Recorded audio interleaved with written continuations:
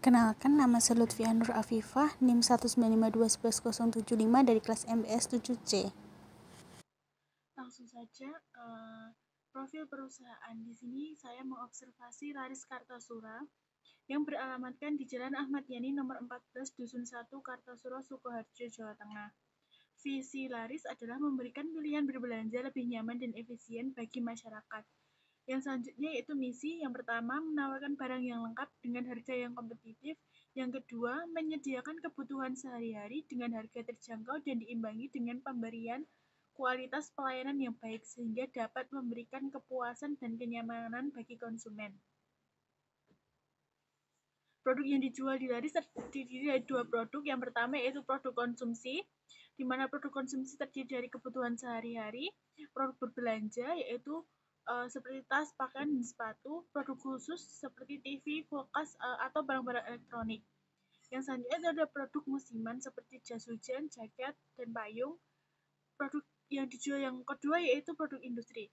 Produk industri adalah barang maupun bahan yang dibeli oleh individu atau organisasi untuk diproses lebih lanjut dalam melakukan bisnis.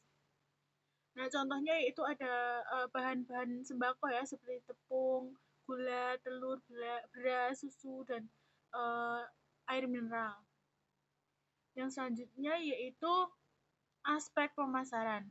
Orientasi pasarnya tuh dibagi menjadi beberapa bagian. Yang pertama yaitu segmentasi, di mana segmentasi ini dibagi menjadi 3 bagian utama. Yang pertama yaitu geografis, di mana masyarakatnya berada di wilayah daerah Kartasura dan sekitarnya seperti daerah Desa Pucangan, Kertonatan, dan Ngabean. Yang selanjutnya yaitu demografis, di mana aspek demografis ini menyasar ibu rumah tangga, remaja, anak-anak, dan baik itu laki-laki maupun perempuan yang ekonominya itu menengah ke atas ataupun bisa menengah ke bawah, tapi lebih baik untuk menengah ke atas. Dan selanjutnya itu psikografis, di mana Laris Kartasura ini menyasar pada masyarakat yang bergaya hidup konsumtif dan selalu serba ada. Yang selanjutnya yaitu targeting. Semua kalangan, baik itu dari kalangan atas maupun kalangan bawah, ditargetkan kepada ibu rumah tangga, mahasiswa dan pelajar, pebisnis, dan seluruh elemen masyarakat. Positioningnya yaitu Laris Kartasura memposisikan diri sebagai bisnis retail yang unggul dalam menyediakan kebutuhan sehari-hari dengan harga yang kompetitif dan juga kenyamanan serta efisien di wilayah Kartasura dan sekitarnya. Lalu sumber daya manusia. Di Laris Kartasura ini sumber daya manusia yang dibagi di beberapa bagian. Yang pertama yaitu direktur. Direkturnya itu Bapak Yohan. Yang selanjutnya itu komisaris. Di bawah komisaris ada general manager yang menaungi 2 bagian penting dalam sebuah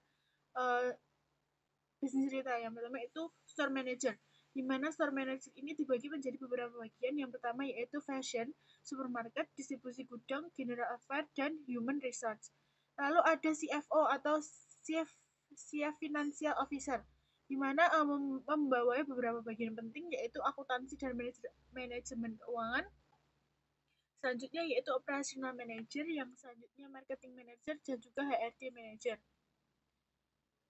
Lokasi Laris Kartasura berada di wilayah Jalan Ahmad Yani nomor 14 Dusun 1 Kartasura, Sukoharjo, Jawa Tengah. Di mana lokasi bisnis retail ini berada di daerah yang ramai karena dekat dengan daerah pasar dan juga sekolah.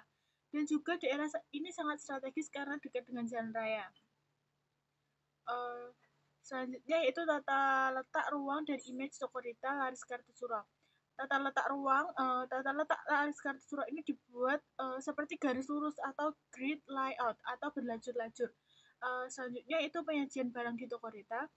Laris Kartasura menggunakan teknik penyajian atau gaya jenis barang tertentu. Jadi contohnya beras dilalu dengan beras berbagai macam mereknya. Dan selanjutnya yaitu suasana pendukung image toko retail. Yang pertama yaitu pengaturan toko retail. Penataannya dibuat berkelompok atau free flow. Pencahayaannya ruangannya juga terpasang beberapa lampu sehingga barang-barang atau produk yang dijual itu terlihat. Yang selanjutnya yaitu display toko. Laris ini memajang pohon Natal seperti saat ini kan sedang bulan Desember, sehingga display tokonya itu kebanyakan bertemakan Natal. Lalu kebersihan toko, di mana Laris Kartosuro ini dinyatakan dalam keadaan yang bersih atau rapi, dengan area parkir yang memadai dan juga luas. Manajemen relasional bisnis retail, di mana desain beberapa dalam manajemen relasional bisnis retail ini dibagi menjadi 3 bagian. Yang pertama yaitu desain sistem atau desain sistem CRM, di mana orientasi pada konsumen. Pihak laris memberikan arahan dan bantuan untuk menunjukkan sesuatu yang sedang dicari oleh konsumen. Lalu ada pencatatan data penjualan, menggunakan laris itu menggunakan komputer sebagai alat untuk mencatat barang dimasukkan dan alat masuk dan keluarnya, seperti barang masuk itu dicatat melalui komputer dan barang keluar itu juga dicatat dengan komputer. Penggunaan teknologi di laris ini sudah termasuk kategori modern karena menggunakan barcode di scan kasir.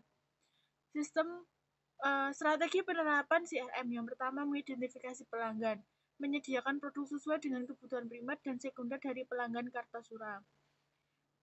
Yang kedua, mengelompokkan pelanggan, di mana pengelompokan pelanggan berdasarkan segmentasi demografis. Selanjutnya yaitu interaksi dengan pelanggan, berinteraksi secara online dan juga secara offline. Secara online itu penerapannya bermacam-macam ya. Sekarang ini sudah maju media sosial. Yang selanjutnya yaitu ada aktivitas CRM. Yang pertama, komunikasi. Laris Kartasura memberikan informasi yang lengkap terkait produk baik melalui Instagram dan Facebook. Yang kedua, personalisasi. Laris Kartasura ini terbilang ramah, selalu mengucapkan terima kasih setelah konsumen melakukan pembelian. Yang selanjutnya yaitu balas jasa secara online itu berupa giveaway, dan secara offline pemberian diskon dan promo di beberapa item barang. Analisis konsumen, variabel, dan faktor. Yang pertama, variabel perilaku konsumen, di mana variabel perilaku konsumen ini dibagi menjadi 3 variabel. Yang pertama, variabel stimulus. Laris swalayan memberikan store atmosfer yang menarik bagi konsumen. Variabel interveninya itu menawarkan produk kebutuhan mulai dari elektronik, perkakas, dan olahan hingga pakaian yang lengkap. Yang selanjutnya variabel respon, di mana berhasil mempengaruhi konsumen dengan impulse buying. Yang selanjutnya ada faktor yang mempengaruhi konsumen. Faktor lingkungan ya, yang utamanya yaitu yang budaya. Di Indonesia itu terkenal dengan masyarakat yang konsumtif dan suka berbelanja. Yang selanjutnya kelas sosial, di mana swalayan ini berada di area kampus dan jalanan yang daerah sekitarnya itu memiliki berbagai macam kelas-kelas sosial. Yang selanjutnya itu pribadi, dipengaruhi oleh daerah lokasi karena lokasi tersebut dikatakan sebagai lokasi yang cukup strategis dan kelengkapan produk di daerah tersebut paling lengkap itu di situ. Yang selanjutnya yaitu faktor psikologi. Faktor psikologi dibagi menjadi 3. Yang pertama dibagi menjadi 4. Yang pertama, motivasi. Konsumen memerlukan kebutuhan sehingga konsumen perlu mencakupinya dengan membeli produk yang diperlukan. Yang selanjutnya itu ada persepsi, di mana konsumen memiliki persepsi yang cukup baik dari segi kelengkapan, kualitas, dan harga. Yang selanjutnya yaitu faktor belajar. Konsumen telah mendapatkan pengetahuan terkait dengan gambaran produk apa saja yang dijual di dalam laris ini. Yang selanjutnya itu kepercayaan. Kepercayaan muncul setelah konsumen mendapatkan pembelian dari produk yang dibeli. Selanjutnya ada pengelolaan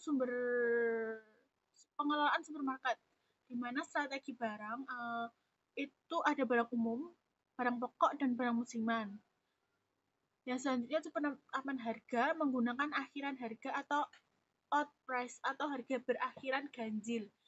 Pemilihan lokasi Laris Kartasura ini dekat dengan perumahan, perkantoran, sekolah, juga kampus, pasar, dan juga rumah sakit, dan utamanya dekat dengan jalan raya sehingga mudah dijangkau. Strategi promosinya dilakukan sendiri melalui supplier dan juga media sosial ya. Kelebihan dan kekurangan Laris Kartasura. Kelebihannya, barang di laris ini tersedia lengkap. Banyak barang-barang yang kebutuhan masyarakat terpenuhi di sana. Yang kedua, tempat main anak-anak itu luas sehingga jika ditinggal itu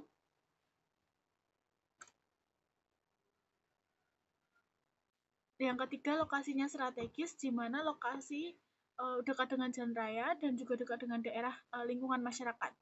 Yang keempat, itu adanya eskalator yang memudahkan pelanggan dalam mobilisasi untuk pembelian produk tertentu.